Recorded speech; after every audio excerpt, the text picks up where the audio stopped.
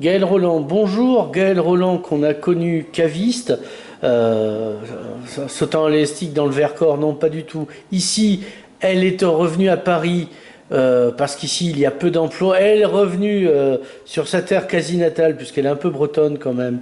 Euh, donc, est désormais dynamisatrice en chef à la cave coopérative de Casse-de-Penne. Donc, alors qu'est-ce qu'il y a déjà? C'est quoi le terroir de Casse-de-Penne? On va commencer par là. Qu'est-ce qu'il y a comme vinasse, si je puis dire, à Casse-de-Penne? Qu'est-ce qu'on a comme cépage et ça donne quoi?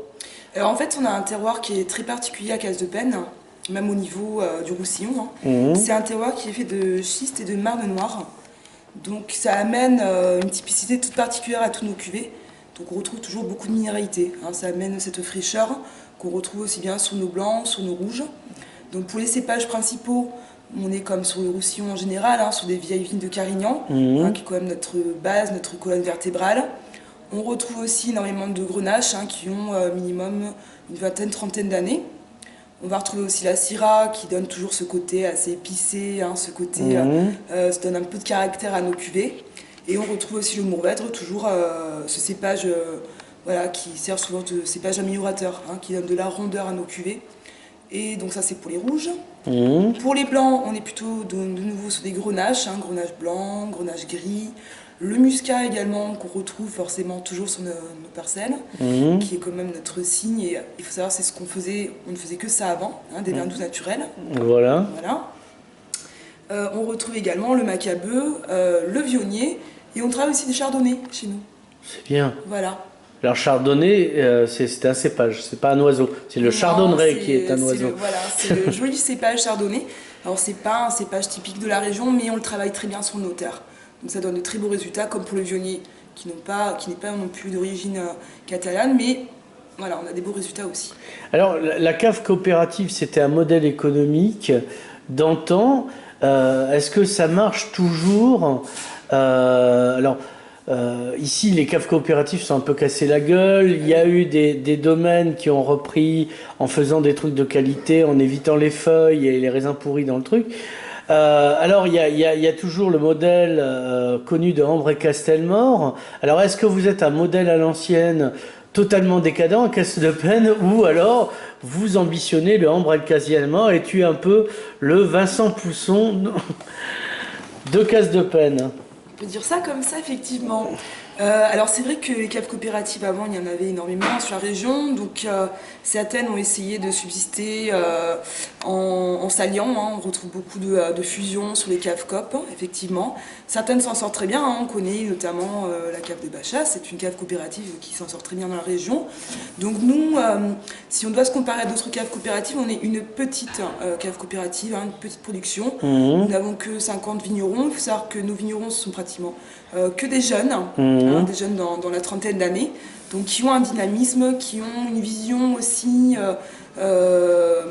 plutôt futuriste, hein. Mhm. On garde les traditions au niveau quand même de nos cépages, par exemple, au Mhm. niveau de notre production. Mais c'est vrai qu'on a actuellement beaucoup de jeunes sur la cave coopérative, hein. Donc il y a une belle énergie, donc notamment au niveau de mon personnel aussi, hein, ce sont que des jeunes. Mhm. Le maître chez qui est rentré aussi depuis quelques années maintenant est un jeune également, hein, dans la trentaine. Ouais. Et moi, bon, je suis encore aussi jeune. Oui, voilà. Donc on a un beau dynamisme et on cherche effectivement euh, non pas à rester sur le côté traditionnel des caves coopératives qu'on a pu trouver, rencontrer, Mhm. mais effectivement de... Genre bourré dans la cave du soir au matin en prétexte du travail? Ouais, mais là c'est pas possible. On n'a pas le temps pour ça. Ouais. D'autre part, mais plutôt effectivement se retrouver sur des productions tel un petit domaine, hein, Mhm. puisqu'on a une production qu'on peut maîtriser de par le fait qu'on n'a pas un gros rendement. Mhm. Voilà. Alors, c'est une cave coopérative, vous n'êtes pas en bio encore? Dit-il Alors, arrogant. oui, alors c'est vrai que l'appellation bio, Il y a un cahier des charges assez sévère. c'est très compliqué à faire suivre sur une cave coopérative comme la nôtre. Mhm. Mais non, nous sommes, voilà, nos vignerons sont dans une production raisonnée, à une culture donc, maîtrisée. Donc on est quand même... Donc pas d'uranium dans le vin, notamment. Voilà, on essaye d'éviter de trop sulfater aussi, hein, trop utiliser de soufre. Donc on a quand même une matière première, un raisin qui est sain. Donc, ce qui nous permet d'élaborer les cuvées qu'on fait maintenant et qui sont de bonne Donc qualité. voilà, alors on arrive là, donc vous fabriquez des cuvées donc qui sont dignes d'être sur les meilleures tables. Tout à fait. Alors c'est vrai que bon, bien avant m'investir au niveau de la cave, je me suis quand même renseignée sur ces cuvées. Ouais. Donc c'est vrai qu'on participe à beaucoup de concours, on obtient beaucoup de retours en médailles. Donc forcément, pour savoir si le vin est bon ou pas, il faut le déguster. Oui, hein, bah oui. Donc il y a de belles surprises sur nos cuvées. Ouais. Donc, bien entendu, on a une entrée de gamme avec Ninette, dont j'ai fait toutes les étiquettes. Ouais. Très jolie millésime sur 2015. Donc on a 3 cuvées en 20 pays. On va retrouver après les cuvées un peu plus gastro sur les châteaux de Pénin. On a aussi donc Côte du Roussillon Village. Et ensuite on a notre gamme, donc c'est le haut de gamme, c'est les pierres noires. Voilà, les hors-série comme on dit Voilà. dans la presse. Donc on produit quand même le 3/4 de notre production, c'est de l'AOC Village. D'accord. Voilà. Non, ça existe encore, c'est bon à savoir. Et bien sûr je rajoute aussi les vins doux naturels parce qu'il ne faut pas les oublier. Oui, alors on a du Rivesaltes. On a du muscat de Rivesaltes, un Rivesaltes tuilé ambré en ordage. Donc c'est vrai que j'essaye quand même de les mettre en avant, puisque il faut savoir qu'à l'heure actuelle, on a énormément de mal à vendre ces vins doux naturels. C'est-à-dire qu'il n'y a pas de marketing territorial, comme dirait Jean-Paul Alduy, enfin de la promotion du territoire, comme je dirais moi. Donc c'est normal qu'on laisse tomber, alors que c'est toujours bon à boire. On se régale tout le temps avec un vin doux, hein, mais c'est vrai que je pense qu'il a besoin d'un coup de jeune. Bon, après, beaucoup de caves aussi sont mis quand même. On va essayer de le rajeunir, ce vin doux naturel. Mais c'est vrai qu'on a encore du mal à le mettre en avant. Donc l'objectif aussi, c'est de le faire connaître en dehors du Roussillon, puisque c'est un produit que je vendais très très bien du côté de Paris. Et puis ils ont des équivalents au sud. J'avais assisté à une dégustation par Joseph Roca de vin doux naturel du plus jeune au plus ancien. Et il y avait des vins d'ici aussi. Ouais. Donc, parce que c'était avec le bon Jean l'Héritier. Donc en fait, il faut recroire en soi, quoi. Moi je pense qu'il faut... Oui, bien sûr, on a des produits qui plaisent. Maintenant, je pense qu'on est reconnu dans la qualité de nos vins, en dehors du Roussillon. Et donc, mon objectif à moi, c'est effectivement d'être de nouveau présent, hein, parce qu'on n'a pas de circuit commercial vraiment au niveau de la cave. Donc, d'être présent au niveau régional, forcément. Mais je tiens aussi à ce qu'on les fasse connaître en dehors de notre région, quoi. Voilà. Alors, est-ce qu'il y a du vin doux, mais est-ce qu'il y a du rhum? Une très ancienne barrique qu'on a découvert, hein. C'est un peu notre petit patrimoine, qui n'est pas encore exploité puisqu'il dort encore en barrique, qui sera aussi prochainement mis en bouteille. On va y travailler. Pour l'instant, voilà, tout ça c'est encore des découvertes à faire. D'accord, en fait tu viens d'atterrir, si je puis dire, donc tu découvres ta nouvelle planète. Oui, tout à fait. Alors l'idée c'est vous communiquez, vous avez un peu une page web, comme on dit, un site internet, un Facebook. Est-ce que Caisse de Peine tweet? Eh bien depuis peu. Oui, effectivement, on a un site internet qui est existant, mais que je dois développer, puisque il n'est pas abouti.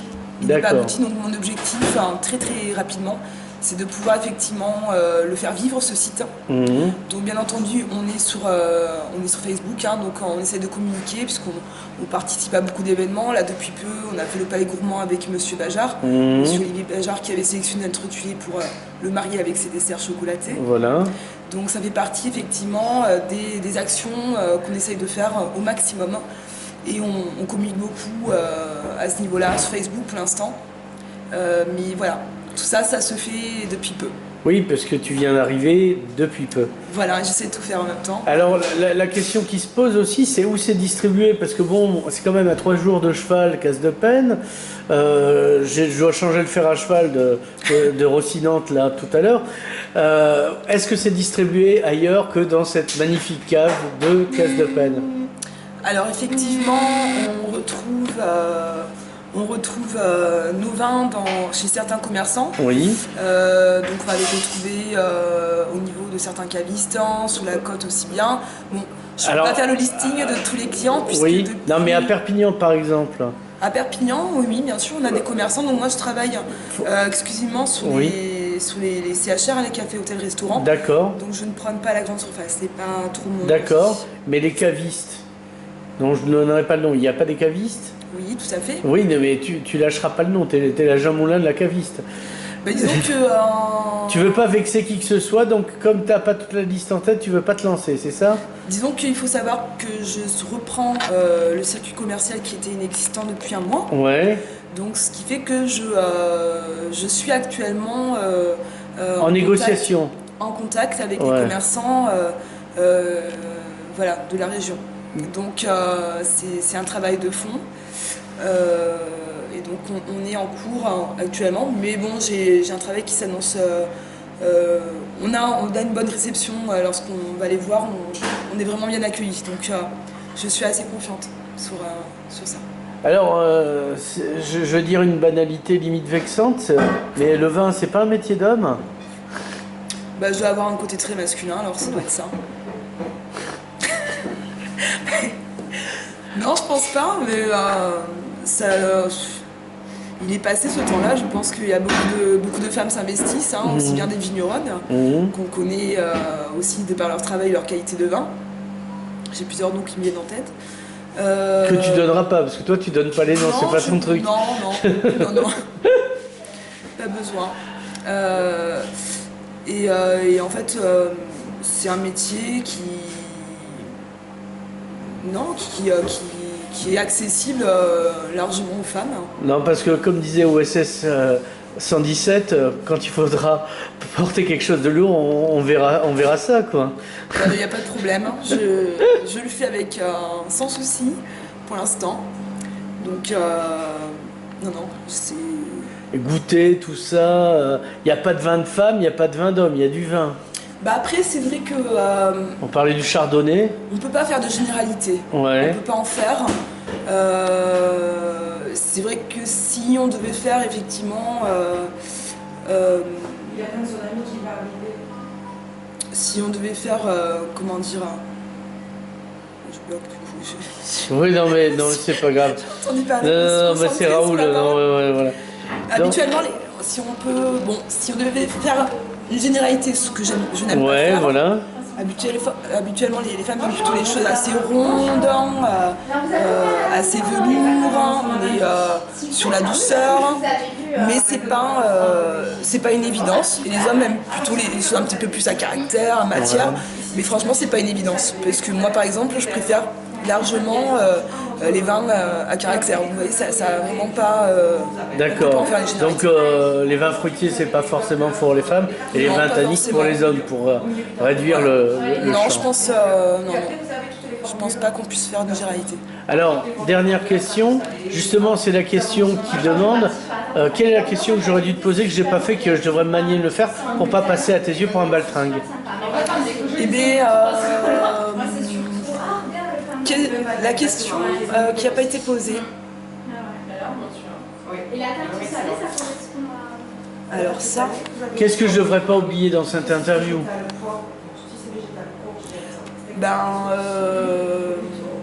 On a tout dit apparemment. Si ça, il y a rien qui me vient comme ça. Bon, on va clore cette interview. Très bien. Gaëlle Roland, merci.